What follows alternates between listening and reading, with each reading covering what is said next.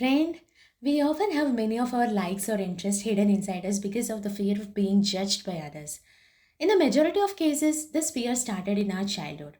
For example, if you loved to wear a pink dress and were very happy about it, your mischievous cousin or conservative aunt might have made a big scene by telling you in a harsh manner that this color doesn't suit you, making you a joke in front of so many people.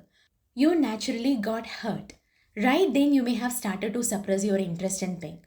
Even in adulthood, you might hate pink for many reasons. And if you try to analyze the root cause, it may point back to that incident in your childhood. From a psychological point of view, during childhood, we are all very vulnerable to external feedback, whether positive or negative, neither from our peers or adults.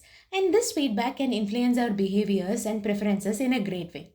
Here, in our case, being ridiculed for wearing a pink dress may have created a dislike for the color to avoid further negative experiences. So, why do we behave this way? Because we, as humans, are always looking for social acceptance. Our fear of being judged, which is known as social anxiety, is killing many parts of us. That is our real, unique self in the desire to fit into the idea of others.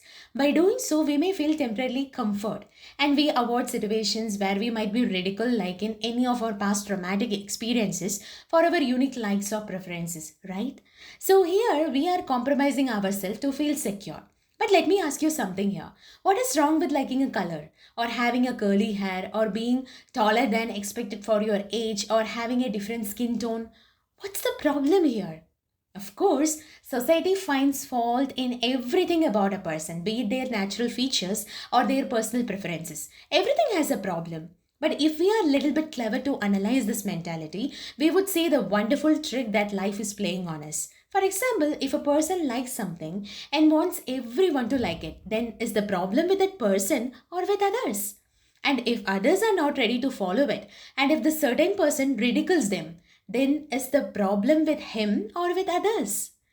Now, this scenario happens on a wide scale.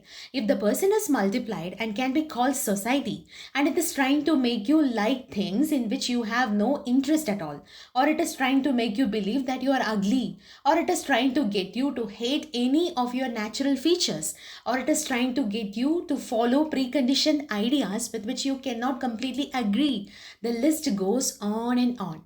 And if you fall into the trap of these sick minded people, then who is at fault here? It's you, right? Because you never try to defend yourself, isn't it?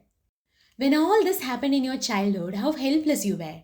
And even being an adult without analyzing things from another angle, you are carrying that wound with you and it's still bleeding. Then how tiresome it is, right? Why don't you just treat it so that it won't cause any further fear or anxiety in you? So think back. Were any of your likes ridiculed by others in childhood? And did you stop following your likes?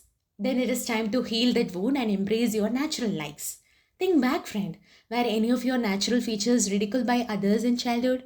And are you still feeling bad about it and hating that part of you? Then this message is from life to heal that wound as well and embrace yourself completely for the uniqueness in you.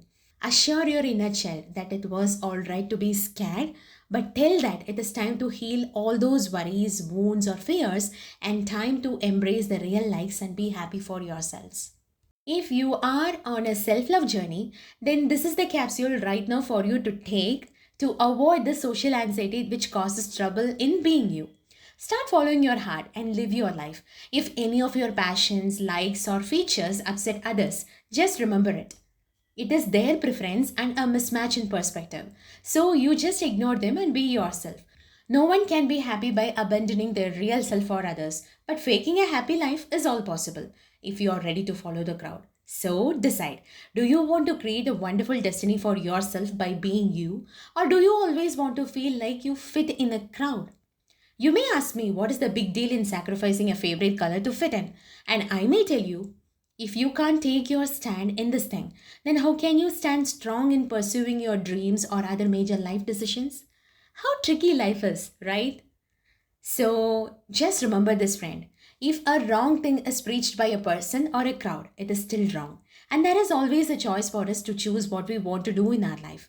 I'm just asking you to love yourself more and heal your childhood wounds, if any. Only by doing that can your self love journey steer you to the best version of yourself. The need for social acceptance is not bad, But don't try to get that by suppressing your unique self. Okay, friend? So, friends, do think about it and take action as needed.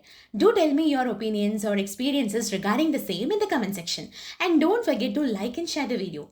By telling you all this, your moon friend is vanishing with a very last question to you guys. Friends, come on, just subscribe to be my friend.